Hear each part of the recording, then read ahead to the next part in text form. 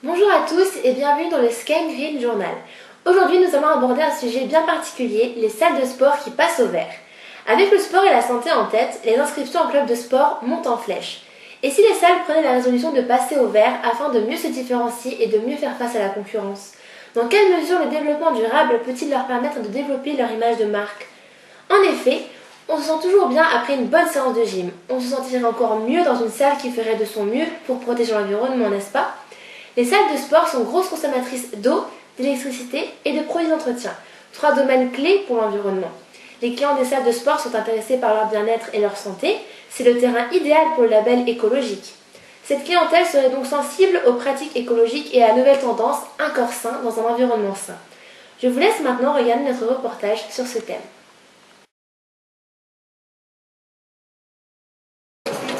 Alors bonjour Stéphanie. Bonjour. Nous vous remercions d'avoir accepté de répondre à quelques questions pour le Sky Green Journal. Nous avons décidé de nous intéresser aujourd'hui aux salles de sport et comment ces dernières pourraient s'inscrire dans une réelle démarche éco-responsable. Pensez-vous qu'une image plus axée au développement durable et la protection de l'environnement pourrait être en adéquation avec votre salle? Oui, tout à fait.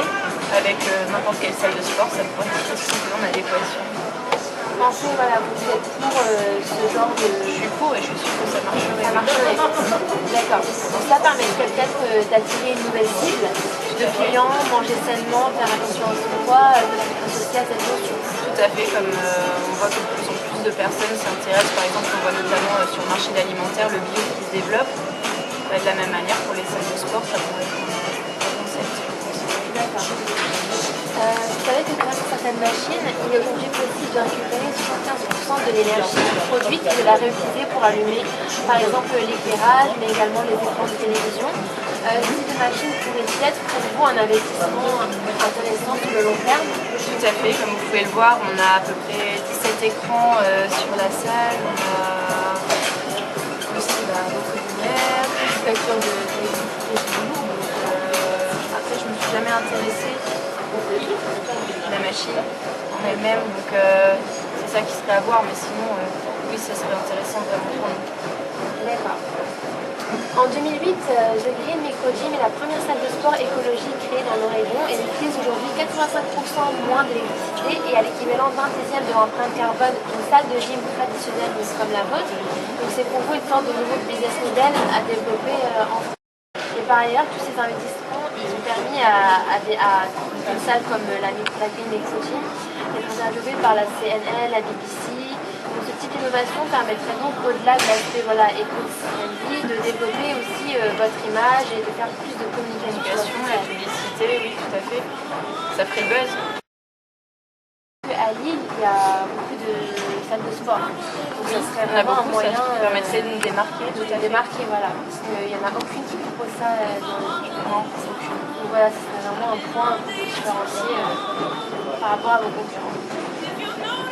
Et donc, à votre avis, quels sont les critères que les personnes recherchent lors de leur inscription dans votre salle, par exemple? Les critères qu'ils recherchent vos clients? Alors, l'amplitude horaire, le prix, la qualité du matériel, et si en plus on avait un système qui pouvait participer à l'environnement, l'électricité, c'est sûr que ce serait un plus. Mais pour l'instant, oui, c'est le prix, la qualité du matériel, l'amplitude horaire. D'accord.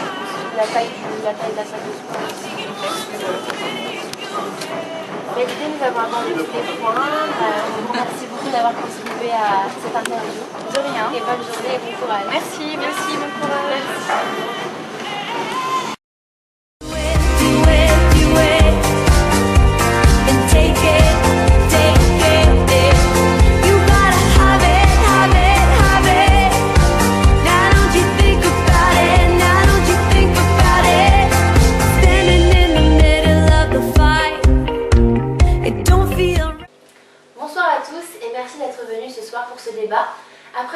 rencontré de nombreux passants et la gérante de la salle de gym.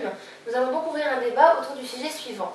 Comment peut-on allier écologie et sport? Je passe la parole à Amandine.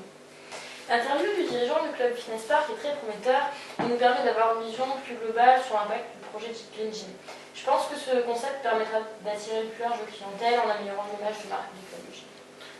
C'est vrai, les gens qui font du sport aspirent à avoir une vie saine et adhèrent souvent à l'écologie. Et d'autant plus que cette idée pourrait profiter au club de gym financièrement, puisqu'ils pourront recycler l'énergie produite pour par exemple éclairer la salle ou encore diminuer les frais d'électricité ou encore de chauffage. C'est vrai qu'en plus, la vie des passants qu'on interviewait dans la rue était globalement assez positif, ce qui montre donc l'intérêt que peuvent avoir les gens pour un tel concept, certes qui ne touche pas directement les consommateurs, mais qui a une teneur morale dans un univers et dans un pays qui tend à être de plus en plus tourné vers l'écologie.